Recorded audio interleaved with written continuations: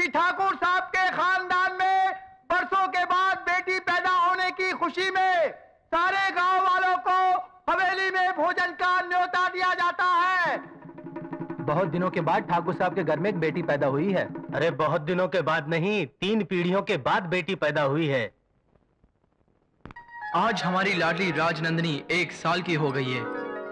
आपकी कमी को तो हम पूरा नहीं कर सकते, लेकिन हमें कसम है आप दोनों की कि इसके जिंदगी में हम कोई कमी नहीं होने देंगे। इसके पहले सालगिरह पर इसे आशीर्वाद और हमें शक्ति दीजिए।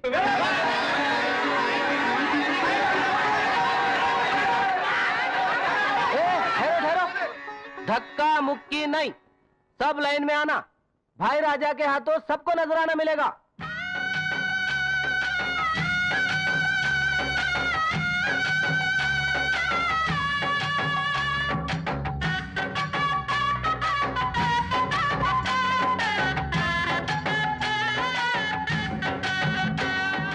क्यों हरिया, बस? हाँ भाई राजा। और कोई नहीं बचा ना? नहीं भाई राजा। अब जा, वो रामा को बुला ला। क्यों भाई राजा? गाने के लिए और किस लिए? हमारे पिताजी के जमाने में उसका बाप गाया करता था, हमारे जमाने में वो रामा गाएगा। जा जल्दी ले आओ उसे। वो नहीं आएगा भाई राजा। क्यों? मैं सुबह उसी तरफ से होके आया हूँ। उसकी माँ उसे स्कूल में दाखिल करवाने ले गई। वो रामा पढ़ेगा, उसे घोड़े और घोड़ी का फर्क नहीं मालूम। वो तो निरा बुद्धू है। नहीं मास्टर जी, मेरा रामा बुद्धू नहीं है। 7 वर्षा है, 7वें महीने में पैदा हुआ था। इसके सिवा उसमें और कोई खोट नहीं है। बहुत भोला है बेचारा। मिट्टी और सोना उसके लिए एक जैसे है। आप मेहरबानी करके उसे अपने स्कूल में दाखिल कर लीजिए। मैं तुम्हारी पीड़ा समझता हूँ रामा की माँ, लेकिन उसे इतने छोटे बच्चों के बीच कैसे बिठाऊं? जब रामा के बापू जिंदा थे, मैंने उनसे कितनी बार कहा कि रामा को स्कूल में दाखिल करवा दो, लेकिन उनकी भी जिद थी। कहते थे पढ़ाई से पेट नहीं भरता, इसलिए वो भी बस उसे गाना सिखाकर चले गए। आजकल तो खून पसीना बहाकर भी पेट नहीं भरता, भला गाना गाकर पेट कैसे भरेगा? रामा, ए रामा, चल तुझे भाई राजा ने बुलाया। मुझे? हाँ, आज राजनंदिनी का जन्मदिन है ना, तुझे गाना गाने के लिए बुलाया। गाना गाने के लिए? हाँ। चलो चलो चल, चल, चल। देखो सावित्री बहन, अगर तुम चाहो तो हवेली की तरफ से बच्चों के लिए जो दोपहर का खाना आता है, उसमें रामा का इंतजाम भी। नहीं नहीं मास्टर जी, घर में भगवान का दिया सब कुछ है। मैं तो ये उम्मीद लेकर आई थी कि रामा थोड़ा बहुत पढ़ना लिखना सीख जाए तो दुनिया में अच्छा क्या है बुरा क्या है ये समझने के लायक बन जाएगा। लेकिन आप भी क्या कर सकते हैं, ये तो मेरी बदकिस्मती है। नमस्ते। अरे रामा को तो मैं यही छोड़ के गई थी। रामा? हवेली से बुलावा आया था, वो गाने के लिए गया है। आज भाई राजा की बहन राजनंदिनी का जन्मदिन है ना। यानी मुनाफा दुगना हो गया। बड़े भैया, शास्त्री जी आ गए। आइए शास्त्री जी आइए, हम आपका ही इंतजार कर रहे थे। आयुष्मान भव, फूलो फलो, दिन दुगनी रात चौगनी तरक्की करो। शास्त्री जी, राजनंदिनी 5 साल की हो गई है। अब हम उसे स्कूल में दाखिल कराना चाहते हैं। आपने कहा था कि जब राजनंदिनी 6वें साल में जाएगी तभी आप उसका पूरा भविष्य बताएंगे। इसलिए आपको कष्ट दिया है। आपका संदेशा आते ही मैं समझ गया था भाई राजा। राजनंदिनी बहुत भाग्यशाली है। इस हवेली के लिए उसके पांव बहुत शुभ हैं। इसके आने से आप लोगों का मान सम्मान संपदा कीर्ति सब में महान वृद्धि होगी।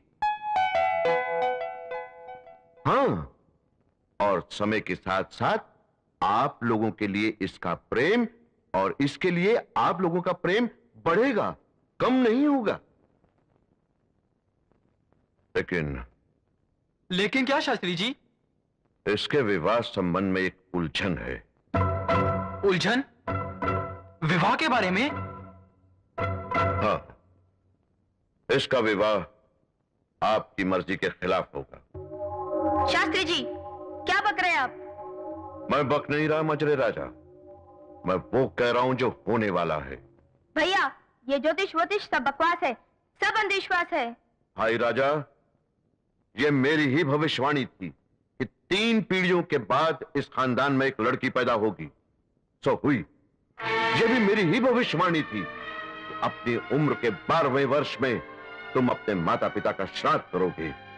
सो भी हुआ, और अब जो मैंने कहा वो भी होकर रहेगा। क्या होगा? कुछ नहीं होगा, चले जाइए यहाँ से। मंझले राजा, मैंने जो देखा सो कह दिया। विश्वास करना न करना आप पर है। भगवान आपका कल्याण करे।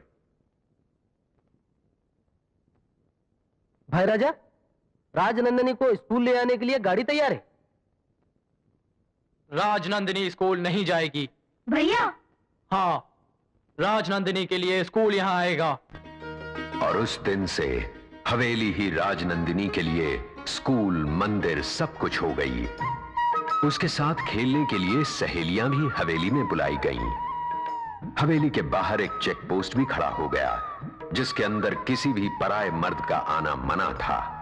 साल में सिर्फ 2 या 3 बार नंदिनी को हवेली से बाहर ले जाया जाता था, मगर तब भी उसके निकलने से पहले एक आदमी लाल छाता लेकर साइकिल पर निकलता था, ताकि सबको पता चल जाए कि राजनंदिनी बाहर निकल रही हैं। छाता देखते ही सारे मर्द छुप जाते थे, क्योंकि भाई राजा का हुक्म था कि किसी भी पराये मर्द की नजर राजनंदिनी पर नहीं पड़नी चाहिए, और अगर किसी की नजर पड़ ही गई या किसी ने राजनंदिनी के बारे में कुछ बोल भी दिया तो उसकी सजा तय थी। और यही गलती इन अभागों से हुई। यह है राजनंदिनी का छोटा भाई छोटे राजा। ऐसी सजा दिलवाने में इसे महारत हासिल है। जल्दी जल्दी, अगर एक भी बचा बाल तो कर दूंगा तेरा चेहरा लाल। छोटे राजा, ऐसा कब तक चलेगा? जब तक राजनंदिनी की शादी नहीं हो जाती तब तक। ये है नंदिनी का मंझला भाई मंझले राजा और उसकी पत्नी सुधा, और ये है बड़े भाई भाई राजा।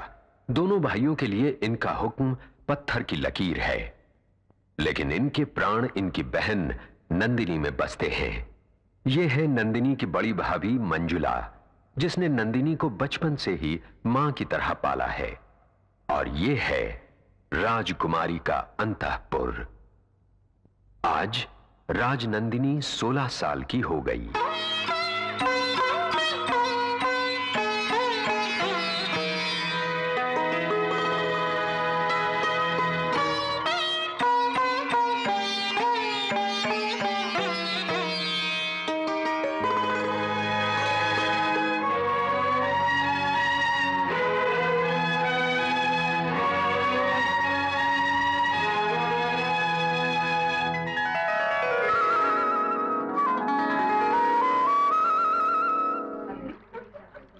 सावित्री, ओ सावित्री, अरे कहाँ हो भाई? बाहर तो आओ।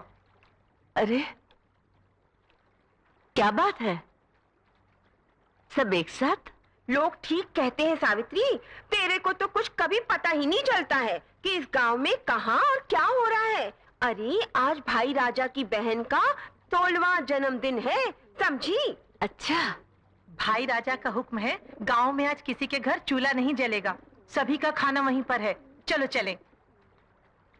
आप लोगों को तो पता ही है, मैं किसी शुभ अवसर पर नहीं जाती। तू बड़ी रहमी है सावित्री, विधवा औरतें किसी शुभ अवसर पर न जाएं, ये आजकल कौन मानता है? कोई तेरे जैसी नियम पालने वाली नहीं है। मेरे दुर्भाग्य की तुलना दूसरों से क्यों करते हो? जाइए आप लोग। अच्छा चलो। हाँ चलो तो।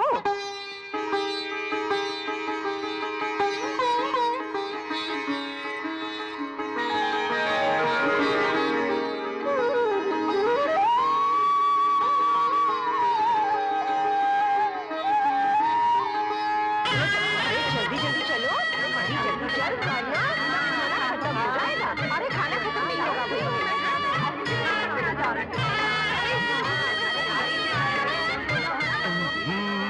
एक मर्द आ रहा है।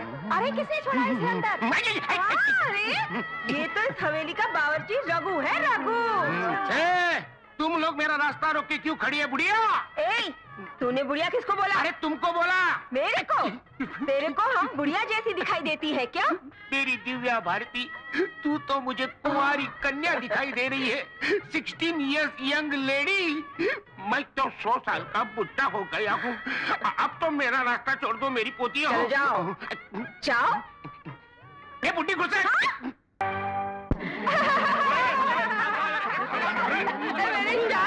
मेरी शादी होगी।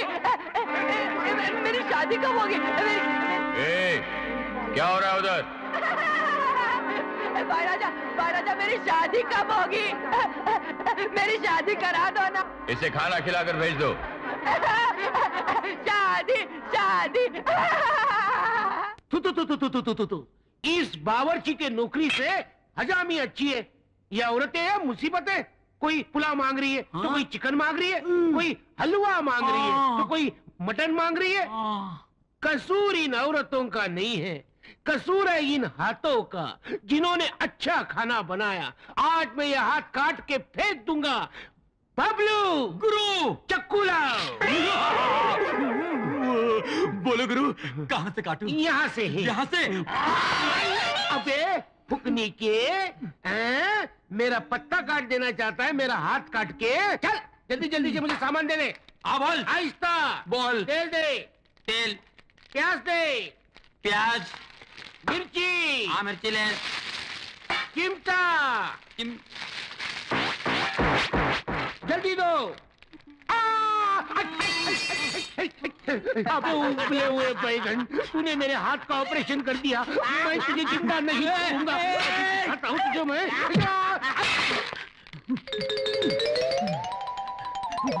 घुस जा इसमें, घुस जा। अभी तो बबलू, बबलू, तू आज मेरे हाथ से छूटने वाला नहीं। तू जरूर मरेगा। बबलू कहाँ है? बबलू, बबलू, बबलू,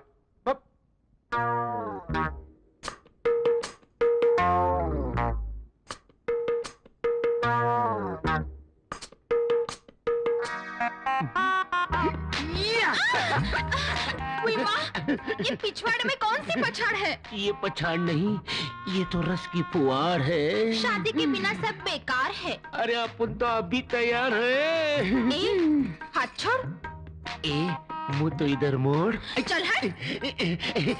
ये क्या कर रही हो धोबन डार्लिंग? पहले मंगलसूत्र तो डाल, तेरी जिंदगी संवार दूंगी। पहले एडवांस में पप्पी देना। ना बना। मैं तो चली तो बिगाड़। अरे मैं तो तुझे छोड़ूंगा नहीं, पहले दे देना। नहीं दूंगी। मुझे चाहिए। नहीं मिलेगा। मैं रुक जाऊंगा, रुक जाऊंगा, रुक जाऊंगा। तो रुक जाओ, रुक जाओ, रुक जाओ।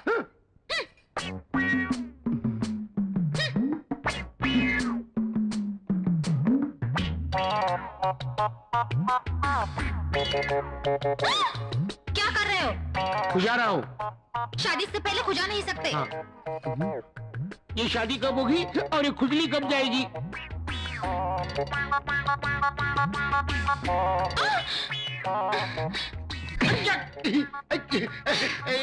तूने क्या किया? तूने मुझे मारा क्यों? तो तूने खुजाया क्यों? हाँ, मैं मेरा खुजा नहीं सकता। तू तेरा खुजा सकता है लेकिन मेरा नहीं खुजा सकता। हाँ तेरा। लेकिन मैंने तुझे कब खुजाया? वाह रे वाह, तूने मुझे 2 बार खुजाया। 2 बार? हाँ। जिंदगी में इतनी बार ट्राई कर चुका हूँ, अभी तक एक बार भी नहीं खुजाया। तुम झूठ। नहीं झूठ बोल रहा हूँ। अरे तू डांस क्यों कर रही है? क्या हुआ? कोई कीड़ा घुसा है अंदर। कीड़ा घुसा हुआ है। कीड़ा, कीड़ा, उतार दे, उतार दे। अरे क्या कर रहे हो? तू उतार दे, मैं कीड़े को मार डालूंगा। उतार, उतार। कोई देखेगा तो? अरे कोई नहीं, इधर हम दोनों ही है। उतार दे, उतार, कोई आएगा तो? अरे कोई नहीं आता। उतारना, उतार। कोई नहीं आता। कौन देखे यहाँ पे? तुम हो, मैं हूँ, ये है, हम 3 हैं। कोई है? हाँ, कोई नहीं है। कोई नहीं। तेरी तो अरे खुजा रहा था और गाली खा रहा था।